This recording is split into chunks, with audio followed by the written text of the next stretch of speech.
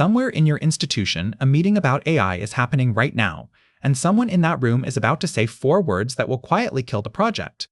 The words are, "We already have this. Let's talk about why, 4 times out of 5, that sentence is wrong." You bring the proposal to the table, a context graph, the system of record for how the institution actually operates, made usable by AI. And before you finish, a smart, well-meaning person folds their arms and says, "We already have this. It's our data catalog." Or maybe they say it's the semantic layer, or the new agent's memory, or the policy repository everyone already pays for. Here's the thing. Each of those tools is real, and each one does part of the job, but not one of them is a context graph, and confusing them is how the whole effort stalls. Quick recap in one breath. Last episode, we said a context graph has 2 halves: the substrate, the governed content, AI-ready data, the semantics and ontology, and skills, and the operating capabilities, the control environment around it. We've spent 4 episodes saying what it is. Today, we do the opposite on purpose. We draw the boundary by saying what it is not. Because a thing this new gets defined by its edges. If you can't say what it isn't, you'll keep mistaking the part for the whole. First boundary. A context graph is not a data catalog. Data catalogs were built for a real and good reason, to help analysts find tables. Where does this data live? Who owns it? What's in it? That's genuinely useful. But notice the consumer. A catalog's consumer is a person, sitting at a search box, browsing.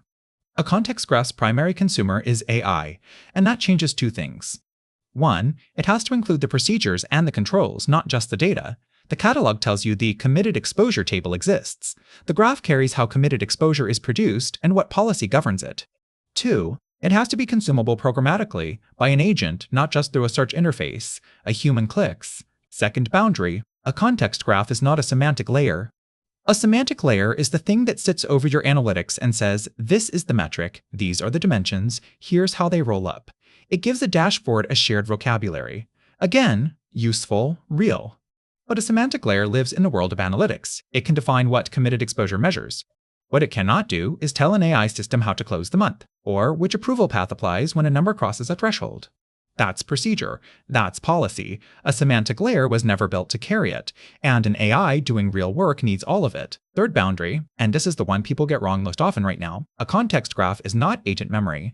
Modern AI agents keep memory. They remember what happened in a session, what they figured out, what you told them. That's good, and it matters. But agent memory is one input. It's what a single system experienced. It hasn't been checked, nobody approved it. It might be a fluke or flat wrong. The context graph is something else entirely.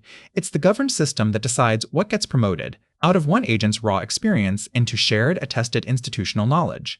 Promotion is the key word. We'll spend a whole episode on it later, episode 10. For now, hold this. Memory accumulates. Promotion, under governance, is what makes knowledge compound, and there's a human at that gate. AI drafts, humans approve. Memory is raw experience. The graph is what survives review. Fourth boundary. A context graph is not a document repository. Every institution has the policy library, the shared drive, the document system, the PDFs, and those documents describe the bank, in prose, in paragraphs, written for a human to read. The graph does something a folder of PDFs can't. It encodes that same content as structured assets. Each one with an owner, an effective date, a version, and lineage, where it came from and what depends on it. That's the difference between a policy library and an operating control. A library you read. A control you can enforce, trace, and act on. And those tags, owners and effective dates and versions, are exactly what episodes 9 and 12 are built on. A document tells you what the policy says. A structured asset lets the institution operate on it. Step back, and the 4 boundaries draw one clean line. Every one of those adjacent tools is missing the same thing. Look for 4 properties. A context graph is structured. Content as assets, not prose.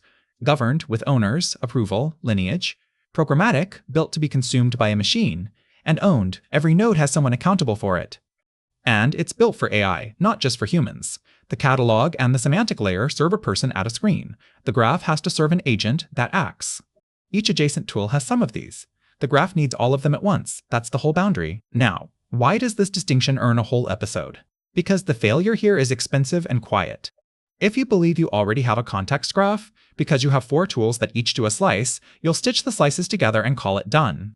But 4 tools without shared governance don't become one governed asset. They become 4 sources of truth that quietly disagree. And later in this series, we'll name that exact mistake as an anti-pattern. The boundary isn't pedantic. It's the difference between an asset that compounds and 4 that contradict. So let's name the misconception out loud, because it's the most common one in the room. Our existing catalog, or our semantic layer, already is a context graph. It is not. A data catalog is a useful input to a context graph. It is not the context graph any more than a list of ingredients is a meal. Here's the test. Point at your catalog and ask the questions an examiner would ask of any AI-facing asset. Who approved this definition? What's its lineage? What depends on it? When was it last reviewed? If the catalog can't answer those, it isn't governed context. It's a directory. Put it all on one card. A data catalog helps humans find data. A semantic layer defines metrics for analytics. Agent memory is one system's raw experience. A document repository holds policy as prose. Each is real, each is useful. None is a context graph, which is all of it, structured, governed, programmatic, owned, and built for AI. Keep this card. It ends the "we already have one" conversation where we are. We've made the reframe, named the 3 kinds of context, said why it's a graph, drawn its anatomy, and now drawn its boundaries.